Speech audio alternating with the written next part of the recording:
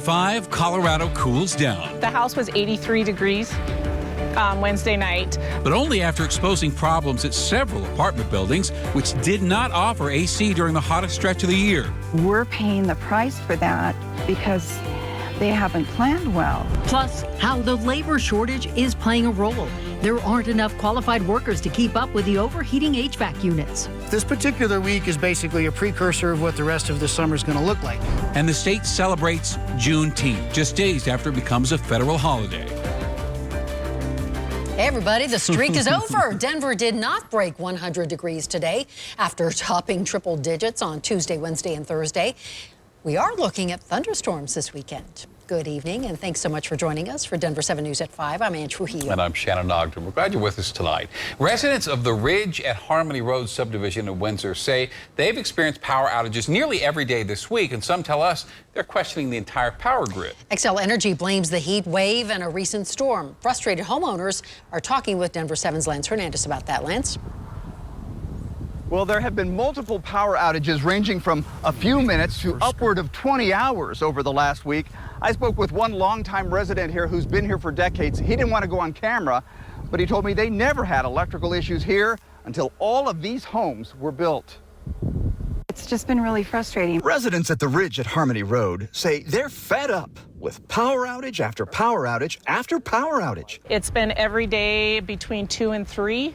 It goes out and then it comes on around 9 or 10 at night. Cheryl House says the big one happened Wednesday. Her husband was working from home. It went out, I think, about 3:30 and was off until 10 o'clock the next morning. So he had to leave, go to a different location to even be able to work. I worry about my food in the freezer and the refrigerator. That meat's getting expensive, so it's affecting families. I've heard of people having to throw out pounds and pounds of breast milk. Kimberly Corbin says every resident who has called Xcel has gotten a different story. I asked what she makes of the recurrent outages. I think there's a huge infrastructure issue. I think it is shameful that we weren't aware of this when they started building houses here, selling them to everyone. We reached out to Xcel. They sent a statement saying, in part, our crews worked throughout the week to investigate the cause of the outages. The company attributing the problem to equipment failure due to the high heat and storms. A spokeswoman says they understand the frustration and adds that crews do everything they can to resolve power outage issues. Ms. Corbin is skeptical. Now we've got bags packed just in case we need to send the kids somewhere else for the night. And Ms. Corbin texted me just a few minutes ago and said the power is still on, keeping her fingers crossed. Neighbors also say that a substation is supposed to be built in this area. I asked if Xcel Energy, if that will help improve reliability. They didn't address the substation, simply sent the same message saying the power issues were related to equipment failure, heat, and storms. Lance Hernandez, Denver 7. All right, thank you, Lance, for that. Clear Creek officially reopened to tubers and rafters at noon today. The Golden Waterway was closed for certain water activities for more than a week because of just how high that water was running. It's still high, but rangers say it is safe enough for most activities again. Well, for most of the spring, we have been telling you about a labor shortage, and now there's a new phenomenon. The Great Resignation. A turnover reached a 20-year high in April, according to research out of Texas A&M. Experts say this is because there are a lot of jobs available, so people are now reevaluating their priorities as they return to the office. And it's put us in a bizarre position. State data says there are about 192,000 people looking for work, while ZipRecruiter says there are almost 250,000 jobs hiring in Colorado right now. And many of those openings are in the HVAC field, and one which is critical, of course, during a heat wave. Denver 7's Brian Wang explains why those jobs aren't being filled. A moment of silence. Great Guys Heating, Cooling, and Electrical. How may I help you? Just hasn't been possible recently at the Great Guys Heating, Cooling, and Electrical office in Littleton. With this heat wave, it's been insane. We're fielding roughly 100 to 120 calls a day, booking about 30 to 40 of those. The company's owner, Marcus Fouth, said service requests for air conditioning systems have been rampant during what has been a historic heat spell in Denver this week. Obviously, the more calls that come in and the more appointments we get, the further it pushes out service, which is unfortunate. If it's not an emergency, the soonest appointments aren't available until early July. a reality that is industry-wide amid the pandemic rebound. Our labor force is going through what we call in the skilled industries, plumbers, electricians, HVAC technicians, a massive shortage in the skilled and trades labor. I can't hire enough skilled labor people to service our demand right now. The pandemic has also caused distribution issues, which may make matters worse when considering there's an entire summer season ahead. The lag in the manufacturing side of things, combined with this particular heat wave as well as the rest of the summer, is going to increase that demand. Business economics, supply and demand, that's what we all operate on. And when I can't get my hands on equipment, I can't provide solutions to consumers. Bottom line, if the AC is acting up, the earlier the call for service, the earlier the relief.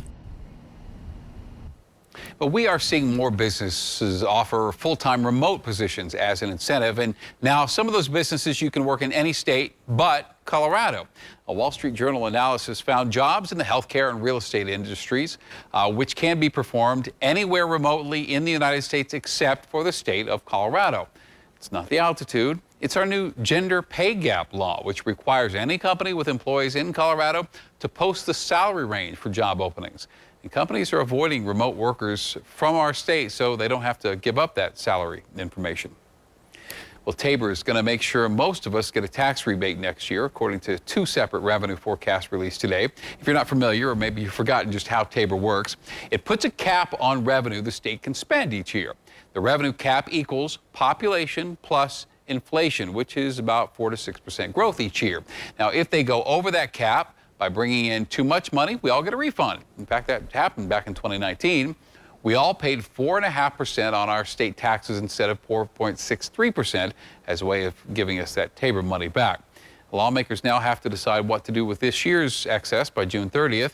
It's likely we'll get a rebate, but some Democrats say they'd like to see changes next year so they can use money for other projects if the state goes over again. Today, for the first time in history, the Juneteenth flag flew proudly above the Colorado State Capitol, celebrating our newest federal holiday. Juneteenth, or June 19th, marks the day Union soldiers told the slaves in Galveston, Texas, they were free. That was 2 years after the signing of the Emancipation Proclamation. Representative Leslie Herod, who leads Colorado's Black Caucus, shared her Juneteenth memories at a ceremony this afternoon. You all know Denver has had one of the largest Juneteenth celebrations in the country for decades, right? Coming right through the heart of my district in 5 Points and going through Whittier, the east side, through Manual. That is who we are. We have always celebrated Juneteenth right here in Denver.